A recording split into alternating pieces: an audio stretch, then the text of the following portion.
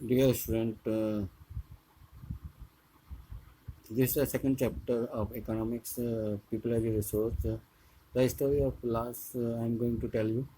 Vilas was an 11-year-old boy residing in the same village as Sakal. विलास जो था 11 year old लड़का था जो शकल के ही गांव में रिसाइड करता था रहता था। विलास फादर महेश वाजे फिशरमैन और विलास के फादर जो महेश थे वो एक फिशरमैन थे। Father pass away when he was only 2 years old और उसके फादर जो थे जब वो 2 साल का था तभी वो पासी जबे हो गए, यानी कि they left this world. His mother Gita sold fish to earn money to feed the family, और उसकी मदर गीता जो थी वो पैसे को अर्न करती थी जिससे कि अपने परिवार को फीड कर सके। She bought fish from the land owners ponds, और मछलियों को लैंड ओनर्स पॉन्ड से लाती थी। And sold it in the nearby mandi, और उसको जो है पास की ही मंडी में उसको सेल कर देती थी। She could it in the nearby Mandi. She could earn only rupees 150 a day by selling fish, और फिश को बेच कर वो केवल पूरे दिन में 150 रुपीज़ ही कमा पाती थी। विलास became a patient of the erythraist। विलास जो था एक दमे के पेशेंट था। His mother could not afford to take him to the doctor. उसकी मदर उसको डॉक्टर के पास ले जाना के लिए उसको अफोर्ड नहीं कर सकती थी। He could not go to the school earlier, वह पहले भी स्कूल नहीं जा सका था। He was not interested in study, वह स्टडीज में इंटरेस्टेड नहीं था। He help his father in cooking and also look after his younger brother Mohan. वह अपनी मदर की सहायता करता था कुकिंग में, और साथ ही साथ अपने छोटे भाई मोहन को भी लुक आफ्टर करता था, उसकी देखभाल करता था।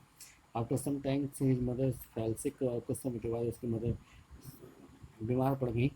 And there was no one to look after her, और उसको कोई लुक आफ्टर करने वाला नहीं था। There was no one in the family to support them, और उसकी फैमिली में और कोई नहीं था जो उसको सपोर्ट कर सके। Vilas too was force to sell fish in the same village. इसलिए विलास भी जो है उसी गांव में फिश बेचने के लिए फोर्स हुआ, मजबूर हुआ। He like his mother's earn only a meagre income, और वह अपनी मदर को लाइक करता था जो एक बहुत कम इनकम को अर्न करती थी।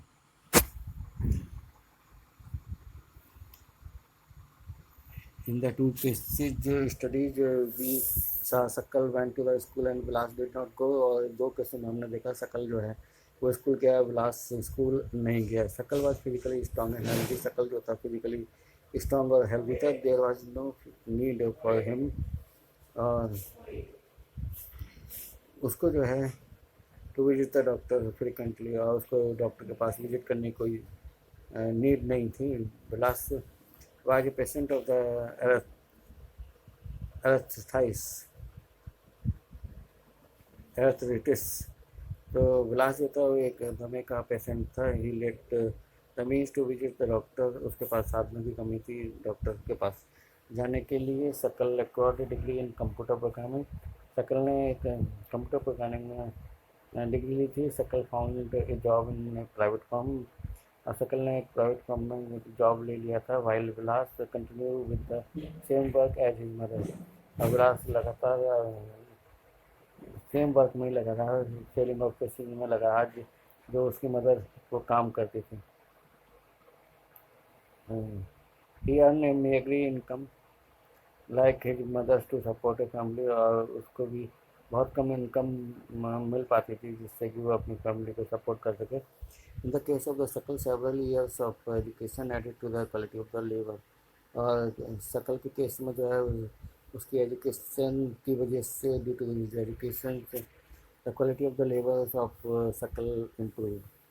This enhance the total productivity of Sakal, और इसने जो है सकल की टोटल प्रोडक्टिविटी को बढ़ा दिया। Total productivity adds the growth of the economy, और टोटल प्रोडक्टिविटी ने इकोनॉमी को बढ़ा दिया। This in turns and individuals through salary or in some others form of his choice। इससे इसके बदले में जो उसने एजुकेशन पर खर्च किया था उसके बदले में सैलरी के रूप में और दूसरे उसके चॉइस के काम के रूप में उसको जो है काफ़ी इकोनॉमिक से ग्रोथ हुई। In case of विलास के केस में there could not be any education or health care in the early part of his life। शुरू जीवन के शुरुआती टाइम में विलास के पास कोई एजुकेशन और हेल्थ केयर नहीं थी।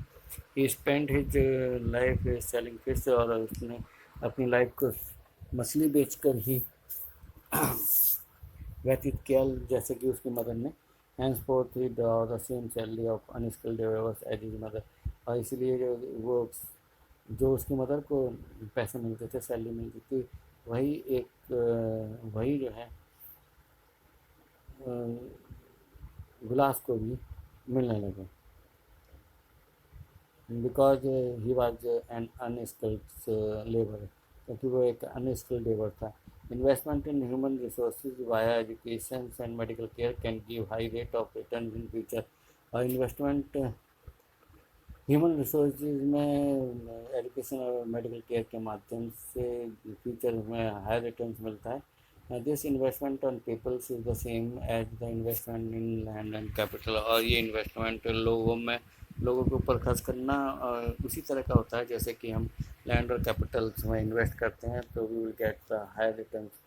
Result to with investment made on education and health can yield a high returns in futures in the form of the higher earnings and greater contribution to the society। एक बच्चा जिसकी education और health में investment किया जाता है तो उसको फ्यूचर्स में हाई रिटर्न्स मिलता है, high in the form of the high earning के रूप में। और वो सोसाइटी के लिए भी कंट्रीब्यूटेड होता है और काफ़ी फ्रूटफुल होता है। Educated parents are found to invest more heavily on the education of their child. और एजुकेटेड पर्सन जो है वो अपने बच्चे की एजुकेशन पर हैवीली इन्वेस्ट करते हैं।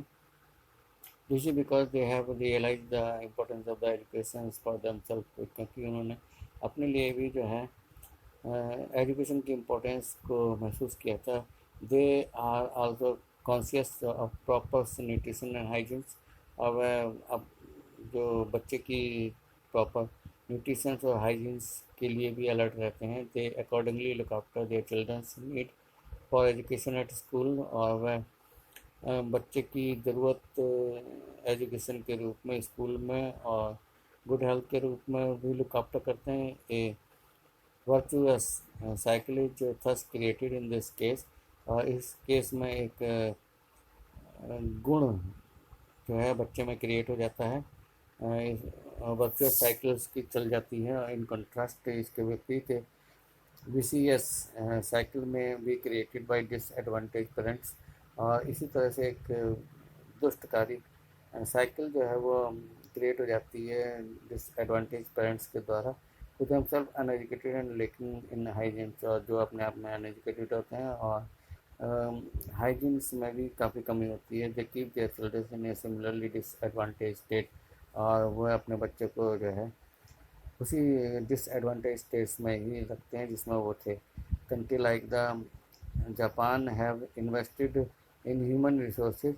और कंट्री जैसे जो जापान है उसने काफ़ी ह्यूमन रिसोर्स पे इन्वेस्ट किया है। They did not have any natural resource, उनके पास कोई प्राकृतिक संसाधन नहीं है। These country are developed rich, लेकिन फिर भी ये कंट्री डेवलप और रिच हैं। They import the natural resource needed in the country. और जो नेचुरल रिसोर्स उनके देश को ज़रूरत होती है वो इम्पोर्ट करते हैं। How did they become rich, और डेवलप वो किस तरह से डेवलप और रिच हुए। They have invested on the people, से उन्होंने अपने लोगों पर काफ़ी पैसा खर्च किया, particularly in the field of education and health. विशेष रूप से एजुकेशन और हेल्थ के फील्ड में these peoples have made efficient use of other resources. और इसी वजह से इन लोगों ने जो है दूसरे रिसोर्सेज का एफिशिएंट यूज़ किया। जैसे कि लैंड और capitals, efficiency and the technology evolve by the peoples, और जो दक्षता कैपेसिटी और तकनीक जो लोगों के द्वारा उजागर हुई, it made it have made these countries rich और डेवलप, और इसकी वजह से ये कंट्री जो है डेवलप और रिच हुए हैं।